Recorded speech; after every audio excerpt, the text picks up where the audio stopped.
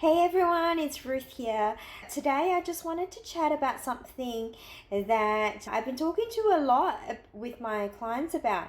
And the topic is really about choosing your hard.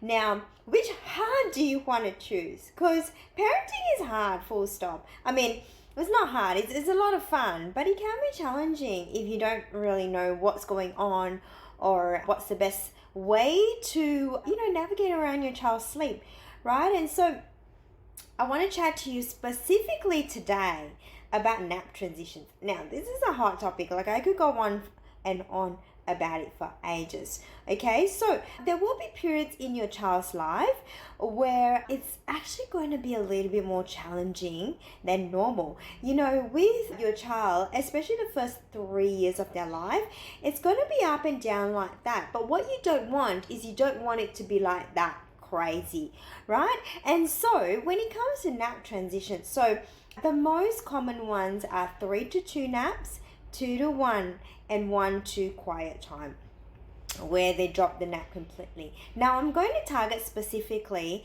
the 3 to 2 nap and a 2 to 1 nap, okay? So 3 to 2 nap usually happens between, I would say, 7 to 9 months, being 8 months being probably the most common time.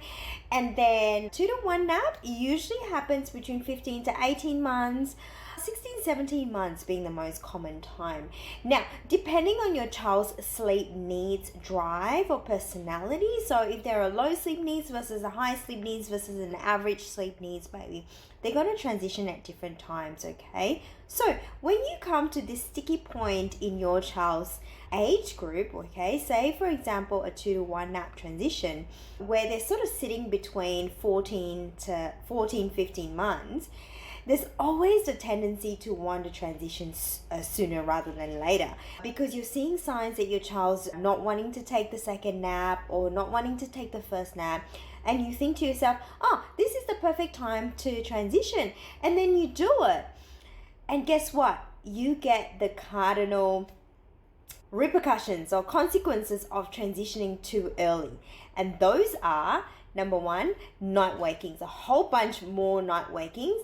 Number 2, super cranky and tired baby or child during the day. And number 3, even if they're sleeping really well, then you're going to get what we call the party in the middle of the night situation, where your child sleeps well during the day, they handle the wake window fine, and then they're up for like 1.5 to 3 hours in the middle of the night, doesn't seem to want to sleep, want to party, and then go back down. And you as a parent, you're like so exhausted because you've had such broken sleep in the middle of the night, right? And so what do you do in this instance? Now, most people will look at signs and say, oh, it's time to transition, just jump, right? My suggestion and my recommendation to a lot of my clients is to actually have a think about it, okay? This season is hard, full stop.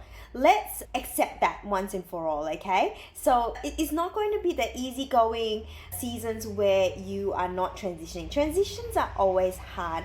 I'm so sorry, there's a truck outside my house just when I'm talking to you, right? Anyways, all good. So let's just accept it's hard. Okay, so now you get 2 options to choose. Which hard do you want, okay? Do you want the hard of transitioning and then having oh my gosh, the sound? I'm sorry guys, I'm so sorry. Anyways, let's just continue. So choosing this part where you transition earlier on, but then you get the repercussions, you get the consequences of transitioning too early. Now, again, it's temporary. If you can handle that for like 3 weeks or 4 weeks, this will all write itself out, and then your child will go back to sleeping normally. All right, so do you want this hard, or do you want this other hard, which is the one that I recommend, is to prolong the nap as long as you can. So if you're in 2 to 1 nap transition, prolong it, keeping 2 naps as long as possible. What does that mean though? The reason why it's hard is because your days are extremely modified. What I mean by that is you have to be militant in terms of waking your child up at a certain time. Your nights are going to be really short. We're talking about 10 and a bit hours.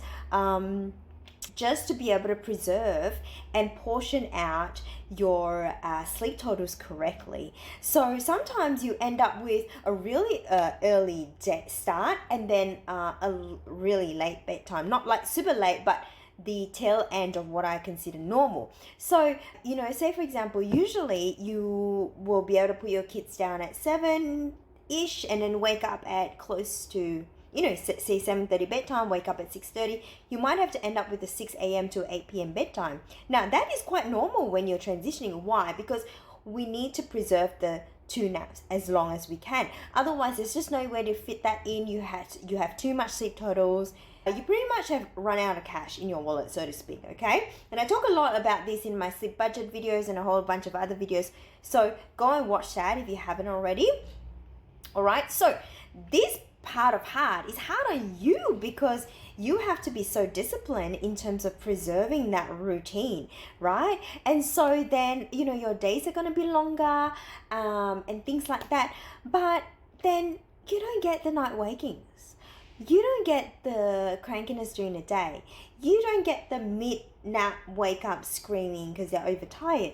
You don't get the wakings at the start of the night, the first half an hour, night terror, night wakings, because your child hasn't had that super massive wake windows.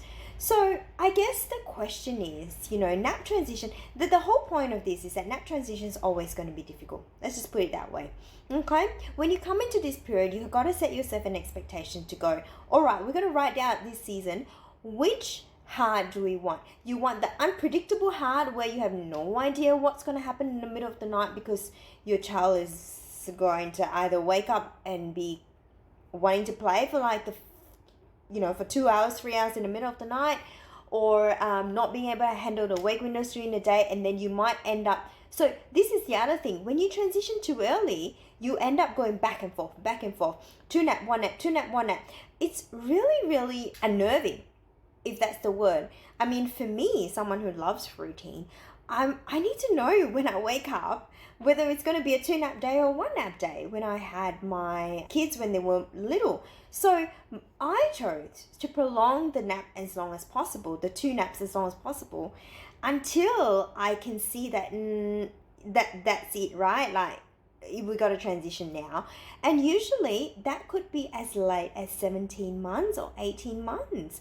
But you have to be able to know the formula how to transition properly. So anyways, I teach all of this in my program, and it's not the traditional way of doing things. It's not something that you necessarily see on the internet, but it works.